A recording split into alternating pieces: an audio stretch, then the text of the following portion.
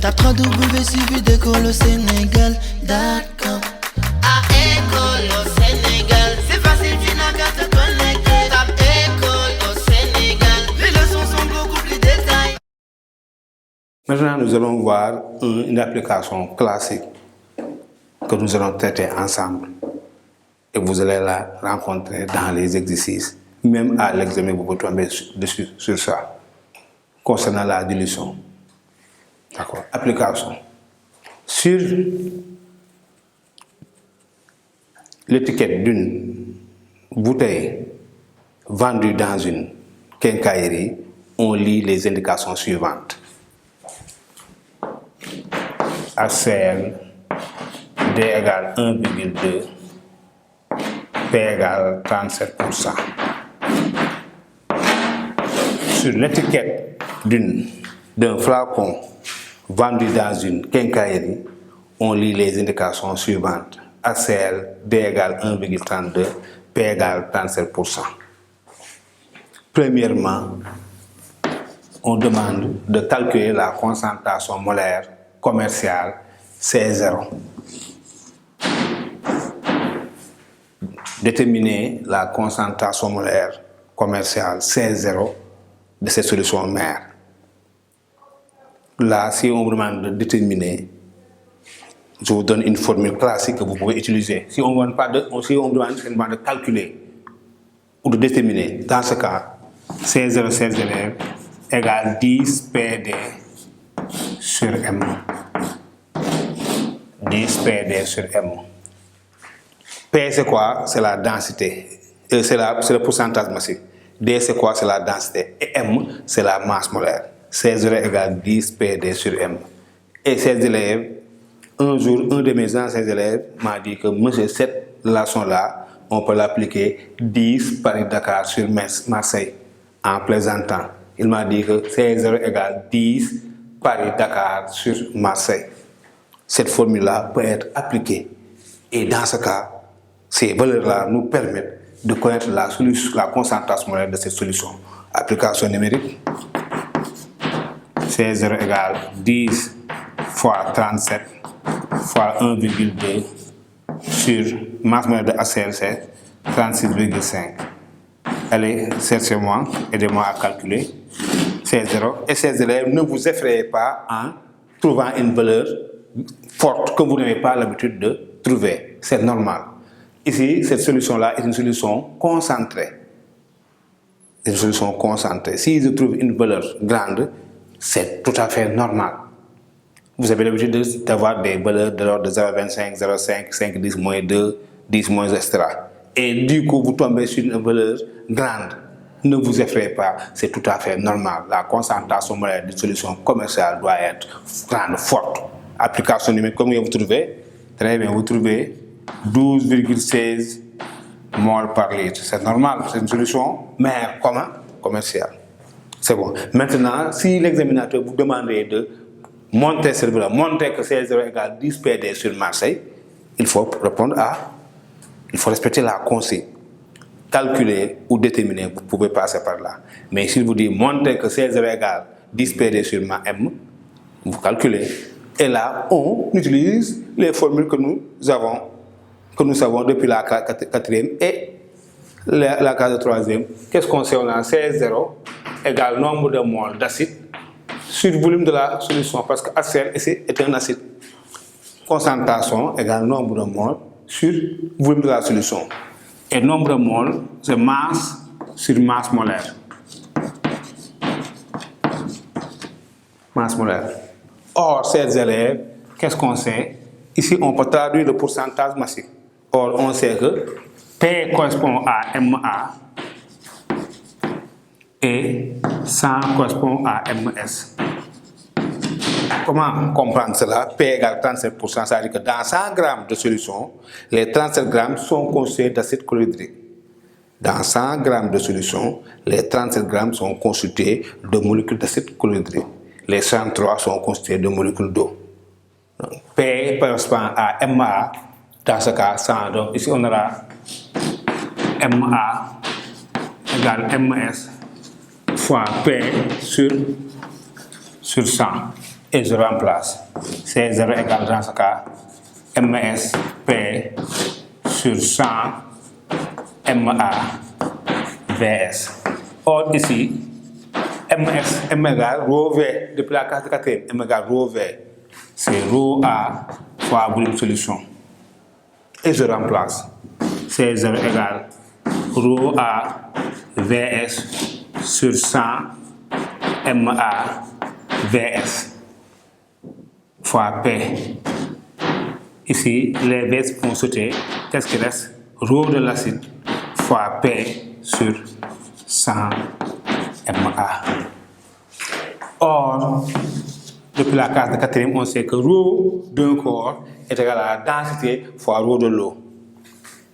D, rho de l'eau. Ce D-là n'est rien d'autre que la densité du corps par rapport à l'eau.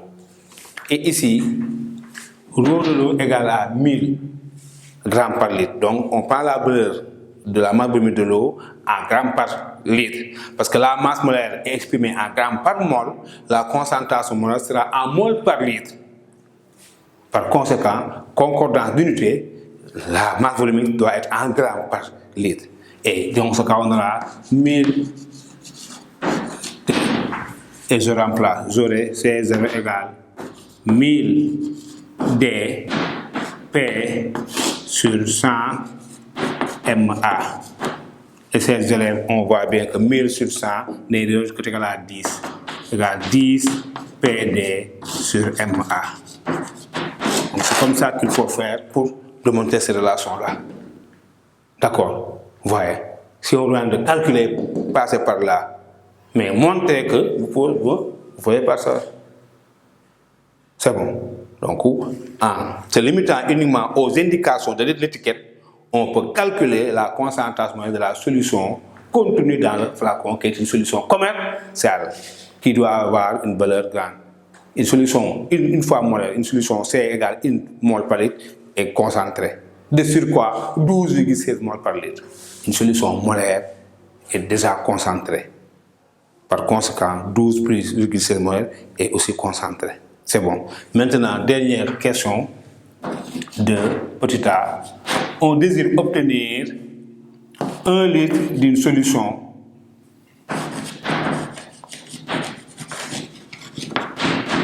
de concentration molaire 100 fois plus faible. Concentration molaire 100 fois plus faible. La solution là, elle est concentrée, c'est une solution commerciale. Elle est fortement concentrée. On veut l'utiliser, mais pour avoir une solution 100 fois plus faible. Maintenant, on nous demandera quel volume V0 faut-il prélever? Quel volume V0 faut-il prélever? Petit a. Ici, que représente 100 ces élèves? Ça n'est rien d'autre que le facteur de dilution. Et dans ce cas, on aura VF égale KV0. Là, on a donc V0 égale VF sur K. VF, c'est 1 litre. 1 sur 100 égale 0,01 litre égale 10 millilitres. On doit prélever 10 millilitres de la solution commerciale. Là, si on ne connaissait pas le facteur de dilution, on appliquerait la loi de la dilution. C0V0 égale à CF VF. Mais ici, le facteur de dilution est donné. On prend le raccourci. Si le facteur de dilution est connu, on peut calculer V0. C'est VF sur K. Parce qu'on a VF égale K, V0. Si on demande de calculer la concentration finale, on prend le raccourci. CF égale C0 sur K. Mais si on n'avait pas le facteur de dilution, on appliquerait la loi de la dilution. C0V0 égale CFVF. C'est bon. Maintenant, petit b, décrire le mode opératoire. La façon de faire, la procédure. Le flacon n'est pas encore ouvert. Hein? On vient simplement de connaître sa concentration molaire en calculant.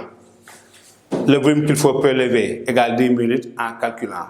Maintenant, on demande de réaliser cette solution souhaitée. Comment faut-il faire pour avoir une solution de concentration moléculaire 100 fois plus faible de volume 1 litre? On vous donne ça. Maintenant, le flacon est à votre disposition.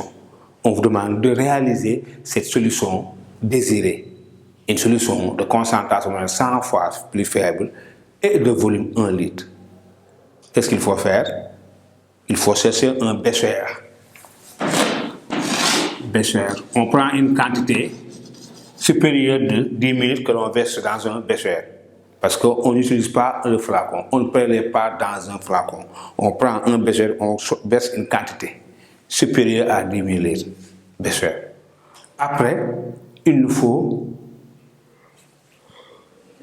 une pipette graduée de 10 ml.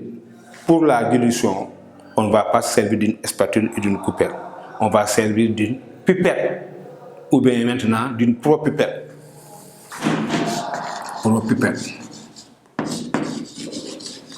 Propipette. Après, il nous faut une fiole José d'1 litre. Fiole José d'1 litre et d'une baguette en verre pour rendre homogène le mélange. Maintenant, qu'est-ce qu'il faut dire? À l'aide d'une propipette graduée, on prélève 10 ml de la solution commerciale que l'on verse dans une fiole José de 1 litre, puis l'on complète avec de l'eau distillée jusqu'au trait de jauge. Une baguette en verre rendra homogène le mélange. C'est comme ça qu'il faut faire pour procéder à la réalisation de cette solution souhaitée. Je reprends. On dira, à l'aide d'une propipette graduée, on prélève 10 ml de la solution commerciale que l'on verse dans une fiole José d'1 litre, puis l'on complète avec de l'eau distillée jusqu'au trait de jauge. Point. Une baguette en verre rendra homogène le même mélange. Et dans ce cas, vous avez votre solution souhaitée. Chers élèves, nous allons nous arrêter là pour aujourd'hui. De façon très succincte, voici le chapitre introductif sur autoprocessus de pH d'une solution aqueuse et indicateur coloré.